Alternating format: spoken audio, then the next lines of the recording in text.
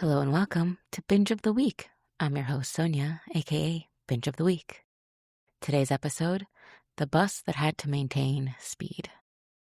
That is a play on the Simpsons joke where Homer calls it the bus that couldn't slow down, which is not a joke that I actually remembered, but when I was live posting this rewatch, a bunch of people referenced it, and I had to go figure it out for myself. I did not remember that. I'm sure I've seen it. I'm sure I thought it was hilarious when I first saw it, but I didn't remember it. My go-to joke about Speed's title is from Eddie Izzard's stand-up in 96, I think, Dressed to Kill, where Eddie does the entire plot of Speed in French and then says they called it La Vitesse, which is French for speed, but he then says, just kidding, they called it Speed, which I always thought was funny. Anyway, look, this is my favorite action movie, and I think it's probably too hard to answer and not possible to really answer what the best action movie of all time is. I think when people try to answer it, the two top answers you get are Die Hard and T2, which, fair. I'm not trying to argue that this is better than those. I just know that it's my favorite. And I would say that it probably deserves a place in the top 3. At least the top 5. I do think Speed is that brilliant. I have been rewatching this for 32 years. It's 32 years old as of, 20 days ago. And it not only holds up, in my opinion, but I have seen it probably over 100 times. I don't know. I can't possibly imagine. There are times where I've watched this on a loop, and it's never getting old, even though it's pretty simple. And I often think about it during Stephen Colbert doing his Colbert questionnaire, which RIP, I miss Stephen Colbert every morning because I do watch late night in the mornings. And if you've never seen his questionnaire, one of the questions is, what's your favorite action movie? And I know I would answer Speed, and then immediately have to caveat that with just action. Because if we're doing action adventure, then we'd have a problem where The Mummy comes into the equation. And if there's any movie I've seen more than Speed, it's The Mummy. But Speed is my favorite action movie. It is brilliant in so many ways. And I don't mean that in some ironic enjoyment or because it's just a blockbuster. I actually think it's great. I do think that I've discussed this before on the podcast. There's high art and low art. Everything is valuable for what it is. And Speed is not just, it's good for fun. No, it's just good. It's just a good movie. And it might not be perfect. I would have a hard time figuring out how to rate it on something like Letterboxd because I do reserve 5 stars for movies I think are perfect, which to me means I wouldn't change a thing. There's nothing I would change about it. I think probably I would change nothing about Speed. Is it perfect? I'll get into that. But what's interesting about this is that I could get into like a serious discourse here on the movie Speed. Because when I was getting ready for this podcast, I don't usually try to do too much research for this podcast because I love research and I can get really, really into it. And then I would be giving a history lesson or something like that. And I think especially for Speed, there's a lot of lore around the production of this movie. It was an insane just mix of incidents and like it not almost getting made and then it getting made and the tons of rewrites and how many people were involved with fixing it again and ruining it and fixing it some more. And I don't think I need to tell that story because other people have told it. And really what it comes down to for me with this movie is like why it's so enjoyable. But I do think it's important to touch on the fact that there is a thing with the creative voice in this movie where really the people who end up walking away with credit are Jan de Bont, the director, Graham Yost as the original writer of the screenplay. It's his idea. And I mean, again, we could get bogged down in the details about like he heard, I think he heard a Kurosawa idea that made him think of this, or it was inspired by Die Hard, but it doesn't matter. He spent years developing the script. And then Joss Whedon enters the picture as the script doctor. One of two script doctors, but really the one that ended up actually doing it because the other guy got blamed for ruining it. Point is, I don't want to get bogged down to that, but I do want to kind of discuss like the creative voice of this because it meant so much to me my whole life, this movie. And when you do get into it, I think there is the Jan de Bont signature. I mean, he's the director. There's a look to it because he's a cinematographer originally, but there's also Jan de Bont being crazy, which affects the stunts in this movie. But what I always thought was, I love Graham Yost. Graham Yost wrote this, and I am a big fan of his throughout a lot of different projects. Justified is one of my favorite TV shows. It's very actiony. It's very quippy. And I feel like that has a lot in common with this. You know, one-liners, everyone's like really snarky. And it's funny because when you really get into the voice of Speed, it really isn't Graham Yost. And that kind of breaks my heart a little bit because I want to just be like, Graham Yost is amazing. I think Graham Yost is who people think Taylor Sheridan is. And what I mean by that is he's producing some of the best TV. I mean, Silo's really popular right now. Justified is amazing. The Americans, which is my most embarrassing gap of things I haven't seen because I love Graham Yost and because I know it's that good. We'll say it's my mother's favorite. She thinks it's the best show ever made, and she's not easy to please when it comes to TV shows. So I'm going to believe her. And I know it's great. And having just finished Widow's Bay, I'm probably going to go and watch The Americans because Matthew Rhys is amazing. But Graham Yost just makes such impeccable television. And I want to give him all the credit for why I love Speed. But of course, a lot of why I love Speed is this just steady stream of perfectly delivered one-liners. There's so many. It is actually so funny. I don't know. Maybe it's just that I haven't talked to people enough about this movie, but it is hilarious a lot of the time. It is a very funny movie. And I always tend to think that action and comedy go hand in hand, where it's not an action comedy, but like the tone of someone being funny in an action movie is more fun for me than things that are really super serious. So I want to give that to Graham Yost, but it is Joss Whedon. Both writers have said that he wrote about 90% of the dialogue. So that's hard for me because I grew up loving Joss Whedon. Buffy was my first true hyperfixation in my preteen years. It would be around the same time that I was really into Speed. And I have a difficult relationship now with Joss Whedon because I know a lot more about what he's like to work for and with and as a person. And I also did my first rewatch since I was a teen of Buffy last year. And I have a lot of difficulty with how he writes women. So it's difficult for me to give that credit now because it's great. They're great, okay? And it's fair. Someone can be not a great person and super talented.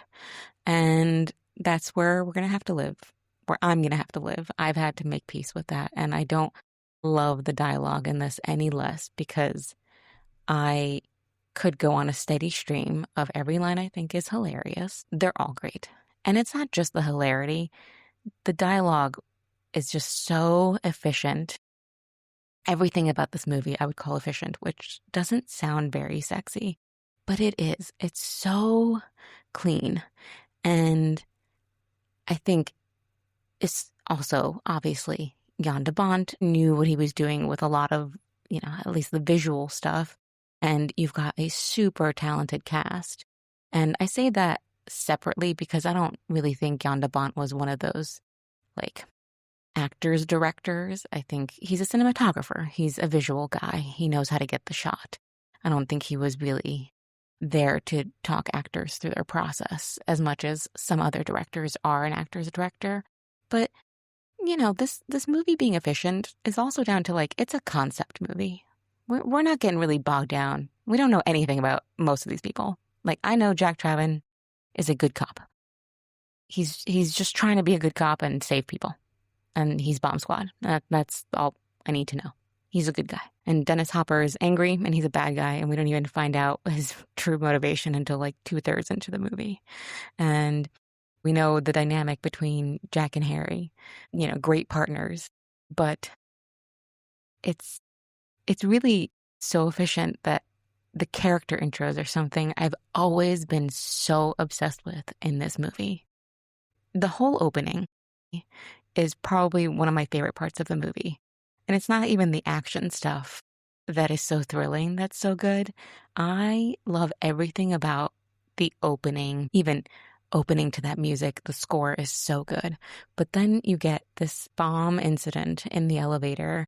And from the instance where Jack drives into screen by jumping a car, that already to me is just brilliant because you already know who he is before you see him. You know he speeds and you know he likes to jump things, and we'll get into the structure of jumping things. But then you get the setup of how they're going to go about this whole bomb incident, and it's just a clean set of intros for Harry, Jack, Mac. You understand who they all are through this super, again, efficient but funny and just clean dialogue of what else is going to stop the elevator, the basement, and how Mac runs his team is so clear from minute one. I would love to work for Mac. I love Mac. And I just have always been so obsessed with just the scene and the dialogue and Jack volunteering himself and Harry to go check out the elevator. It's just so brilliant at telling you who these people are without just piling on some exposition backstory. They're in this incident. You know who they are enough to get through the rest of the movie. I don't even need more info on any of these people, and you don't really get any. It's so brilliant to just rush into this world head first and know who everyone is just enough to get through it, but I don't know who any of them are, really. And I don't mind it. Again, I'm here for this concept and this mission getting done. And the thing that starts it for me is that car jump. Structurally, why I'm obsessed with this movie is it is the start, because it is jump a car, jump a bus, jump a train. It works in 3 parts, this movie. There's the opening, there's the middle part with the bus, and then there's the ending with the train. And again, Graham Yost is this credited structural genius of creating these worlds. But what's interesting is that it's not entirely his structure either. Again, don't want to get too bogged down in the history of this, but of course the bus jump is Jan de Bont's idea, because Jan de Bont, his signature is all over this and the fact that he's an insane person. And I don't mean that derogatorily. I just do kind of mean this man was known for putting actors at risk, was known for doing crazy things. And it's kind of this thing that happened where it was a man would rather produce, direct, and make action movies that are dangerous rather than get therapy, because he was famously mauled by a lion when he made Roar with Tippi Hedren. And after that, he leaned in a bit hard.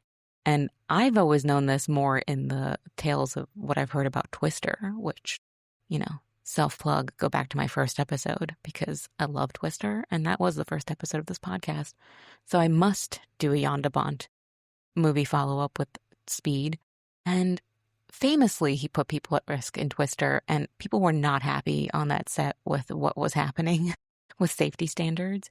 And of course, he let Keanu jump onto the bus from that Jag. So of course, he's the guy who thinks up the let's jump a bus idea.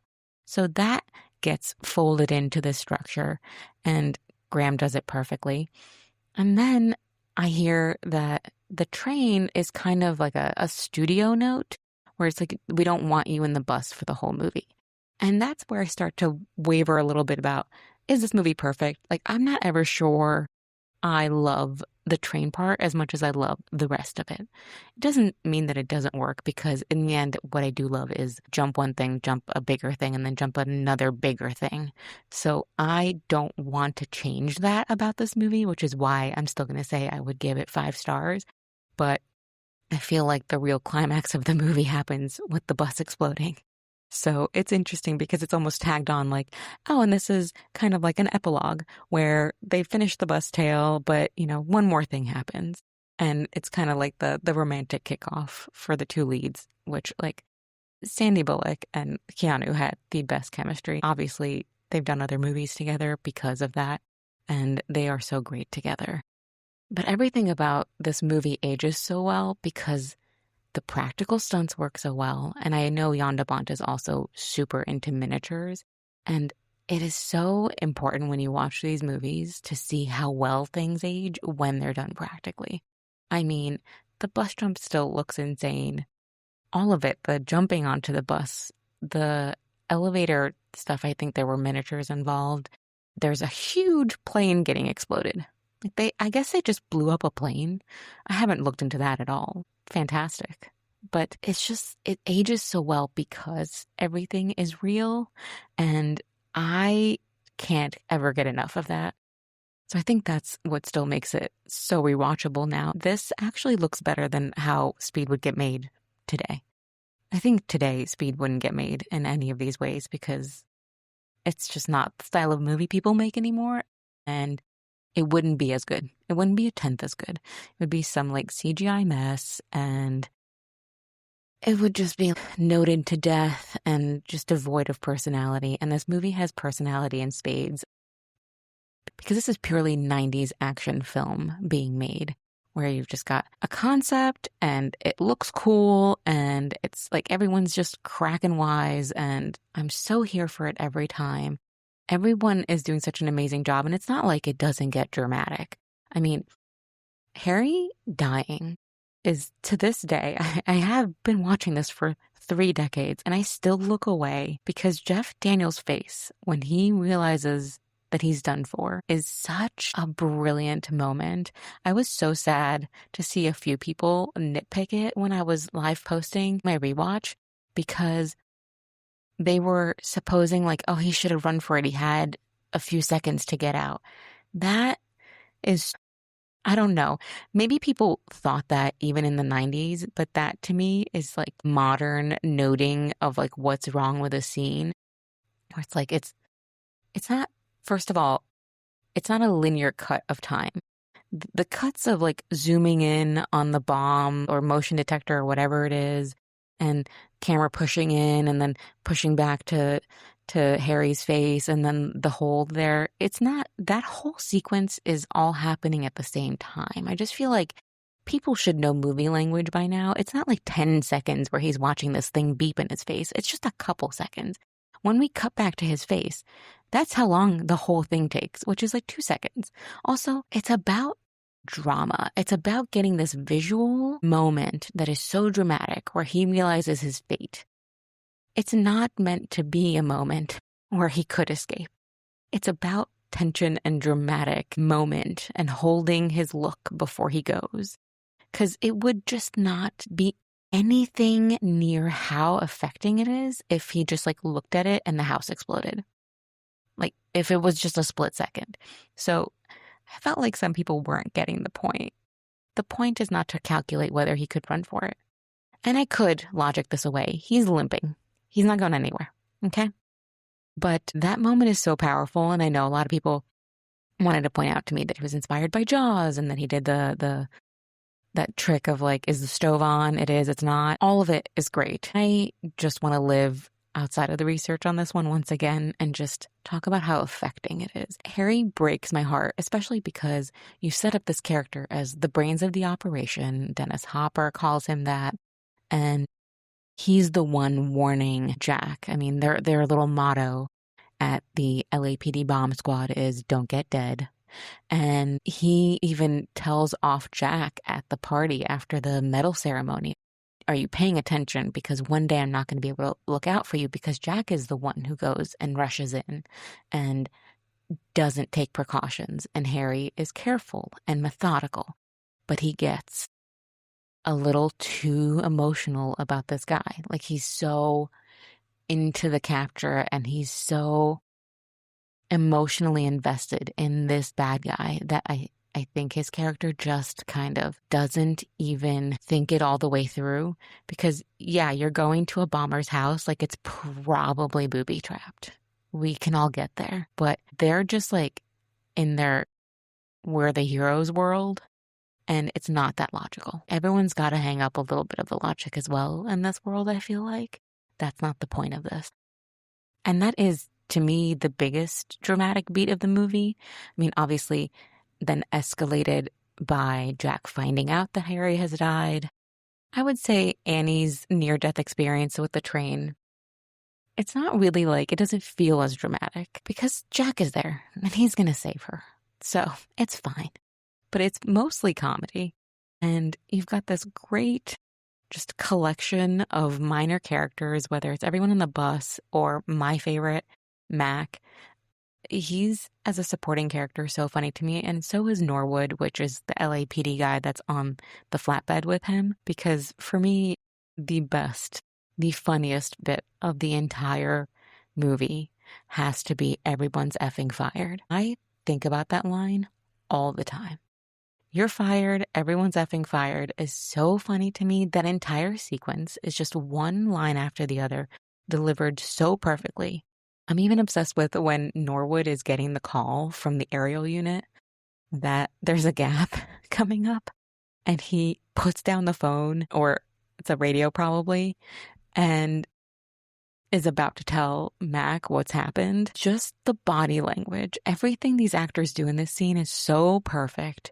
I could watch just that scene on a loop so many times because I find it so entertaining, and the line reads are just perfection.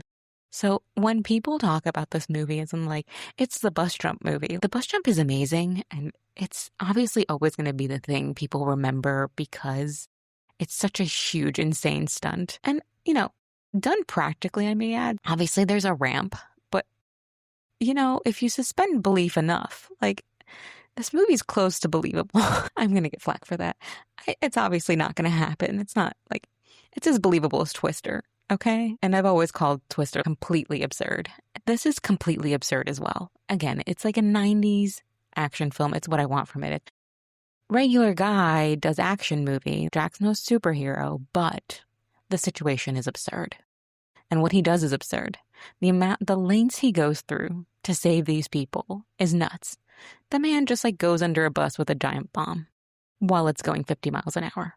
That's crazy. It's actually probably crazier than jumping the bus, which of course leads to another great one-liner. Did you have any luck with the bomb? Yeah, it didn't go off. I mean, again, one after the other. And obviously like the most famous line of the whole movie is pop quiz hot shot. Not a Joss Whedon line. Not a Graham Yost line. It was that other guy. Sorry, other guy. I should know your name, but I don't. But yeah, I just am here to preach the gospel of how perfect this movie truly is. Really, I think it sits in this space of people like thinking like that movie's really cool for what it is. I'm here to say like it's an excellent film with excellent cinematography, hilarious writing, great structure, one after the other line delivery that are just brilliant, great chemistry between the leads, and the best character intros I've ever seen. Honestly, I would say that. If I were going to teach a class on that, this is the clip I'd play. So, all of that to say, it somehow does fly under the radar of talking of like really funny movies. I'm not saying it's a like laugh riot guffaw, but I don't know.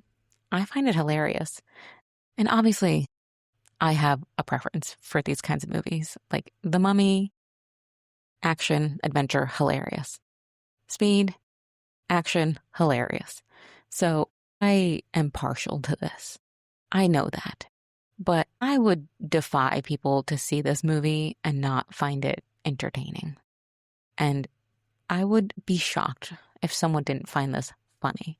So in the end, maybe my real takeaway for this movie is not just that it's entertaining and fun because everyone knows that already, but it's that it's more quotable than we think it is. I think people should find ways to quote this movie more because I love so many lines from it. Obviously, I want to hear more pop quiz hotshots, which I think people do quote. But I would love to hear someone say, everybody's effing fired anytime they get frustrated. Or I would love to hear, I've already seen the airport, when you're just like, I don't need to do this again. Been there, done that? No, we can retire, been there, done that, and say, I've already seen the airport. And there's got to be others. A good oh darn. Gotta love the oh darn. Or I'm smarter than you. Or yeah, I'm taller. Or Mister, I'm already there. I think we can find more space in our lives for quoting speed. That's where I'm at the end of this. I'm going to keep watching this for the rest of my life. And I might just start quoting it and making people deal with me when they don't understand what the hell I'm saying. Although my much more serious takeaway should be that developing this was a mess. There were a lot of different creative voices that had different kinds of things to offer and talents. And somehow that mess became this clean, hilarious action film that works so efficiently in so many ways. And all of these things ended up somehow gelling together. If you made it this far, I do know what I'm going to watch this week. It is Independence Day in the USA in 4 short days. And I will be celebrating the same way I always do, which is very on the nose. You guessed it. I'm going to watch Independence Day. And I will even watch the sequel because we'll have to talk about how that went. Last year, I got to see it in theater at the Motion Picture Academy in LA. And I don't think I've ever seen it on a big screen. It was quite something. I do love that movie. Again, unironically. Again, I have a taste. I want quippy action. And I love the 90s. So I hope you tune in for that. Thank you for listening. Stay cool.